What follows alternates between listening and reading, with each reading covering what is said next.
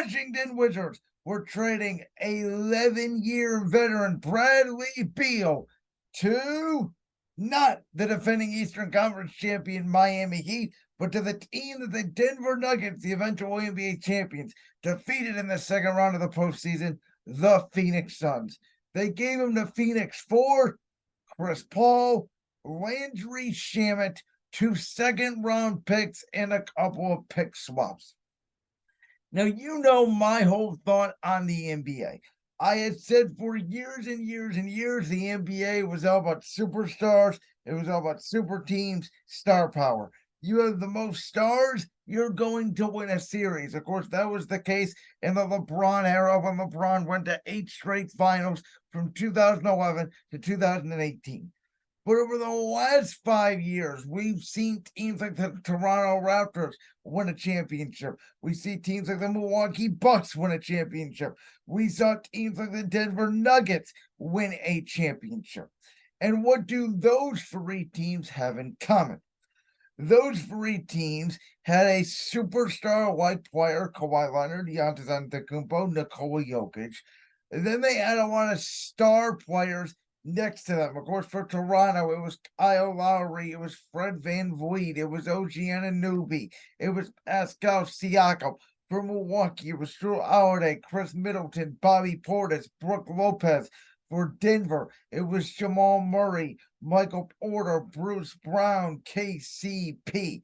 So there was always your superstar, which was again Kawhi, Giannis, Jokic. Your star, which was Jamal Murray, Chris Middleton, I would say at that time, over Drew Holiday. And then, of course, as well as I would say, Pascal Siakam was your second best. And then your third, your Kyle Lowry's, your Drew Holidays, your Porters. And that is what really made up the championships 3 out of the last 5 years. In Golden State's case, we knew it was the veteranship of Curry, Clay, and Draymond. And then obviously the Lakers in the bubble led by a dominating duo of LeBron James and Anthony Davis. Now, Bradley Beal has played in the postseason. He's been in a couple of series. I believe the last postseason he was in 4 or 5 years ago, he averaged 30 points for the Wizards. Of course, all those years with him and John Wall as a dynamic duo. But I've always said, and I've always liked Bradley Beal. I always thought he was a very talented player. I never thought he was the one on a championship team. To me, you can make the argument on a very good team, he's a number 2. On a championship team, he's a number 3. And of course, on a dumpster fire team like the Wizards, he is a number 1 where he can score a lot of buckets. But I find this trade very interesting from both teams' perspectives. From Washington's perspective, in my lifetime, the Wizards have never, ever made the conference finals. They made the second round one time. That was with Bradley Beal. That was with John Wall when they took the Celtics to 7 games. Other than that, it was the Gilbert Arenas-led teams or the Beal-led teams that were either out of the playoffs or out of the league, basically, by February, or obviously eliminated in the first round. I always thought about 4 or 5 years ago, Bradley Beal should have got out of Washington when he was still really in his prime, when he had a chance to win a championship. I am all for guys being loyal to their teams, a la Bradley Beal, a Damian Lillard. But I'm also for guys that are great talents, whether they're a superstar talent, which again, I mentioned to you the other day, I believe at this point in time, there's only 5 true superstars in the NBA, those being Joel Embiid, Giannis Antetokounmpo, Steph Curry, LeBron James, Nikola Jokic, in that order, by the way, or there's a lot of very close to superstars. Obviously, your Luka Doncic's, your Kevin Durant's, your Kawhi Leonard's, who either dealt with health issues or not mature or leadership enough to be a number 1 guy, even though they play like a number 1 guy. Then you have your Damian Lillards, your James Hardens, your Kyrie Irvings, your Jason Tatums, who I believe are just very special, talented players, but don't have the DNA and the makeup to be number 1 guys. So that is how I sort of sort the tiers in the NBA. And I think Beal is in that group with your Kyries, your Hardens, you can even throw a Devin Booker in there. So from Washington's perspective, listen, we all know CP0 is not going to stay in Washington. He's going to get bought out, or he's going to get traded, or he's going to get cut. One of those free options for the Wizards. We all thought that in OKC, though, and he ended up staying in OKC for 1 year. But I don't see the plan here for the Wizards because they did not get a lot of picks back right now in the deal. Again, pick swaps. Hopefully, for Washington's sake, those are first-round picks, because if they're not, this may go down as one of the worst trades in the history of the NBA, because I have no idea how you trade away Bradley Beal and don't get one, let alone two first-round picks, when a guy like Rudy Gobert last summer went for 4 first-round picks. Now, I do think that Washington is going to start the rebuilding process, which, again, I think in the NBA nowadays, you do need 2 top-tier stars and superstars. I think you need 1 really good superstar and then 1 star that could maybe become a superstar. And the only way you get that is by going for the draft. I had always thought tanking worked. It's why I defended the Philadelphia 76ers for years when they tanked, obviously, and got Joel Embiid and Ben Simmons. And obviously, they missed out on a couple of picks there. With Jahlil Okafor and Markelle Fultz and a couple of the other guys that they missed out on. But drafting is hard. We all know the NBA draft is a crapshoot. We know the NFL draft is a crapshoot.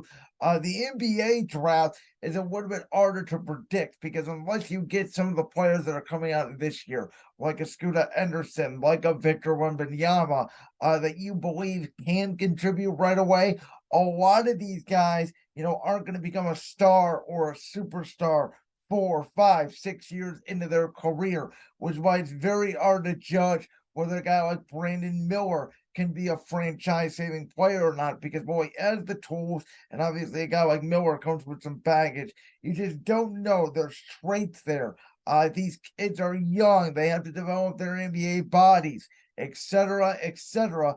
But if you hit, that's how you grow into a winning championship team, because Washington is not a great destination for free agency. So in the NBA, you really don't want to be a 5 seed, a 6 seed, a 7 seed, or an 8 seed every single year, where you're trapped in the first round. You can't really go anywhere. You can't get any worse. You can't get any better. You're kind of just stuck there with 1 star, and you're stuck in mediocrity, which were the Wizards have been for the last decade.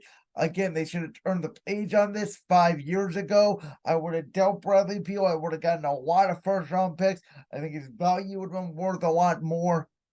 When John Wall was healthy, I never thought him and Beal, like Damian Lillard, CJ McCollum in Portland. I never think, unless you have really dynamic front court players that are athletic, big, can jump and shoot, I don't think your 2 best scorers can come mostly from sharing the backcourt in the NBA. It's what I've always believed.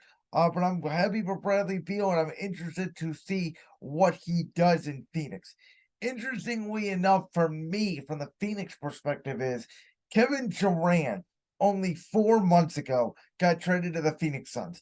The head coach was Monty Williams. Chris Paul was the leader of that team.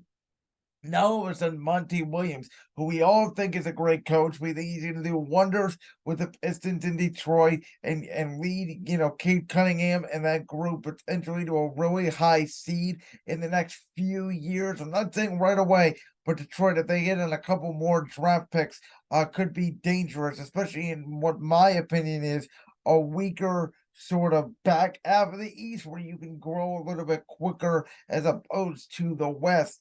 We all know Monty Williams is a good coach. We know Frank Vogel is a good coach. I really liked what he did in Indiana all those years back with Paul George. Obviously, winning the championship, albeit the bubble, to manage those egos and those guys in there, I thought was a great job. What he did with Dwight Howard and JaVale McGee and Rondo and KCP and Caruso, all those key defensive pieces to go along with LeBron and AD, and then you had Danny Green, who could shoot a free. Very well-rounded Lakers team that he won the championship with. Right now, the Phoenix Suns only have 4 players on their roster, and it's DeAndre Ayton, who can be very soft at times. Again, he did not get along with Monty Williams. We'll see if they keep him or if they deal him. If he gets along with Frank Vogel, who's going to be very forceful on the defensive side of the ball, like Darvin Ham was this year for the Lakers after they obviously let Frank Vogel go. You have Devin Booker, who I still think is a star. I don't think he's a number one. I think he's a solid number two. You obviously have Bradley Beal, who I just got done stating I think is a 3 on a championship team. And then you have Kevin Durant. And the biggest issue with me for this Suns team, along with them not having any bench, and in today's NBA, the one thing I learned is maybe you don't want 3 guys on a max contract. Maybe you want 2 guys on a max contract or 1 guy on a max contract and build around the depthness and the deepness of the bench and use the draft and use undrafted guys to build your team the way Miami has done and the way Miami got to the finals this year.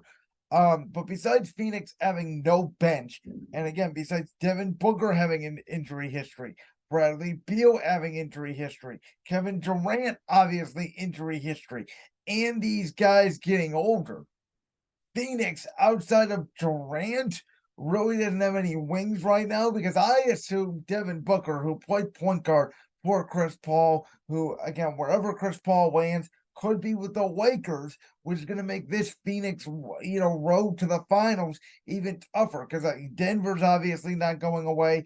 The Lakers are still there. Sacramento's going to get better. I still don't think Golden State is going away. A lot of people think the Pelicans are going to bounce back because Zion Williamson, it sounds like it's going to be a Pelican, though I'm not so sure on that.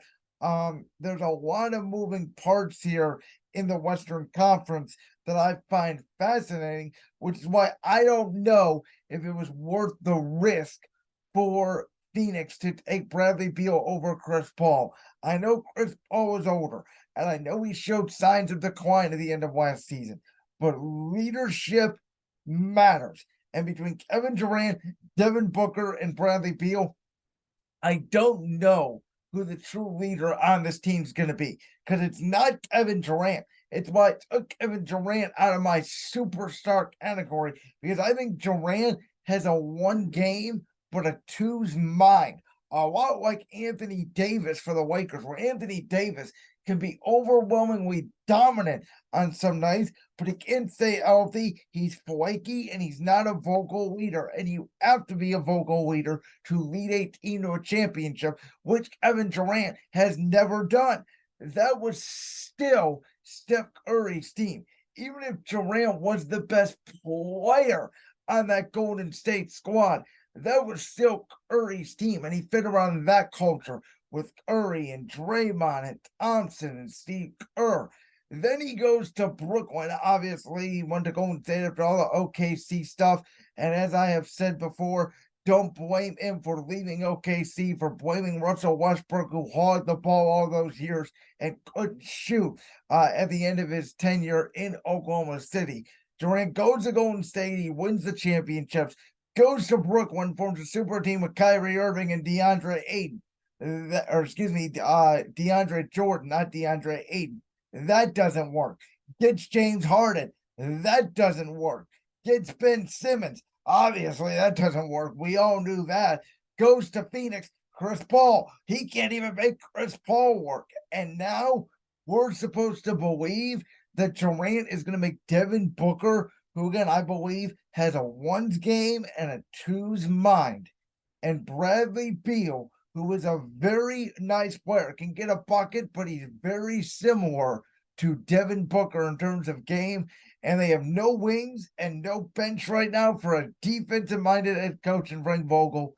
No, to make a long story short, I do not think Phoenix should be the favorite now in the West. Again, I think it's the Lakers. I think it's Denver, obviously, at 1. Denver Lakers right there, 1-2. I think Sacramento with another year with De'Aaron Fox, Sabonis, Mike Brown, the head coach there. Really like Sacramento's future. You can never count on Golden State. We'll see what happens with Ja Morant and the Memphis situation. John Morant was obviously suspended 25 games. And instead of spending a whole topic on this, I'll just say, I hope John Morant gets the health he needs because he's one of the most special players in the NBA. To watch, I said he's a top 3 watch in the week. He may not be, in terms of overall talent, but in terms of watch, he's a top 3 watch in the NBA. He's special every time he takes the court. I hope John Morant learns a good lesson from it. I think 25 games was a good suspension for that.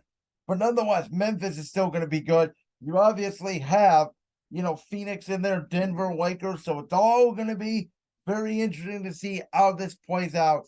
But to me, the biggest story for Phoenix is, again, they don't have a bench.